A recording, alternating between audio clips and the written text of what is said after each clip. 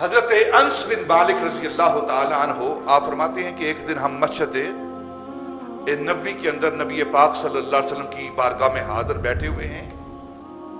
اور نبی پاک صلی اللہ علیہ وسلم تشریف فرما ہیں، تو ایک شخص اونٹ پر سوار وہ مسجد نبوی کے اندر داخل ہوا۔ اس نے اپنے اونٹ کو ایک درخت کے ساتھ ٹہنی کے ساتھ باندھا، وہ مسجد کے اندر داخل ہوا تو داخل ہو کر اس نے پوچھا آپ میں سے محمد رسول اللہ صلی اللہ علیہ وسلم کون ہیں؟ تو ایک صحابی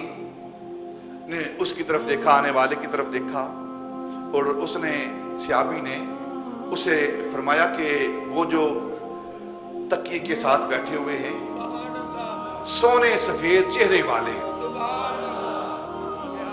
یہ ہمارے آقا مولا، یہ محمد رسول اللہ ہے۔ وہ شخص آگے بڑھا اور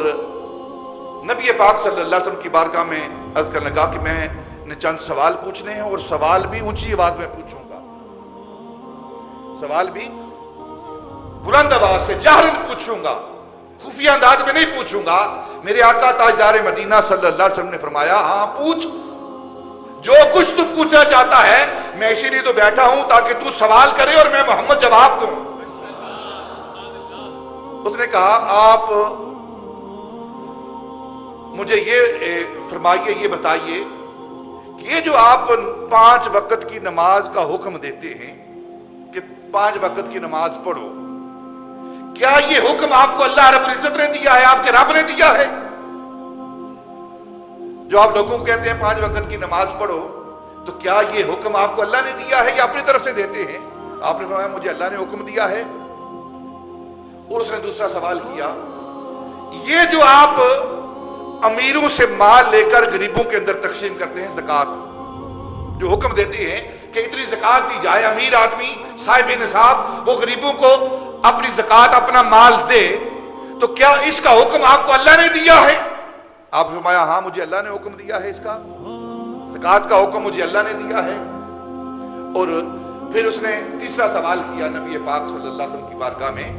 آپ جو ماہ رمضان کے روزوں کا حکم دیتے ہیں، آپ یہ فرمائیے آپ کو یہ حکم اللہ نے دیا ہے کہ ہم ماہ رمضان کے روزے رکھیں؟ آپ نے فرمایا ہاں مجھے اللہ نے حکم دیا ہے کہ امت کے افراد ہم ماہ رمضان کے روزے رکھیں۔ تو اس نے نبی پاک صلی اللہ علیہ وسلم کی بارگاہ میں کھڑے ہو کر عرض کی یا رسول اللہ صلی اللہ علیہ وسلم آپ سے 3 سوال کیے ہیں اور مجھے قسم ہے اس ذات کی جس نے آپ کو حق کے ساتھ مبعوث کیا ہے، نہ اس سے میں کچھ کم کروں گا نہ اس سے کچھ زیادہ کروں گا، یعنی اس پر عمل کروں گا، ماہ رمضان کے روزے بھی رکھوں گا، زکوٰۃ بھی ادا کروں گا اور نماز بھی ادا کروں گا۔ جب یہ اس نے عہد کیا، اقرار کیا، اعلان کیا، تو نبی پاک صلی اللہ علیہ وسلم نے صحابہ سے فرمایا میرے صحابہ اگر یہ اپنے قول پر پکا رہا تو جنت اس پر واجب ہو چکی ہے، جنت اس پر واجب ہو چکی ہے۔ یعنی کوئی 5 وقت کی نماز پڑھتا ہے، روزے رکھتا ہے، زکوٰۃ ادا کرتا ہے، احکام شریعت پر عمل کرتا ہے، تو نبی پاک صلی اللہ علیہ وسلم نے فرمایا کہ وہ جنتی ہے۔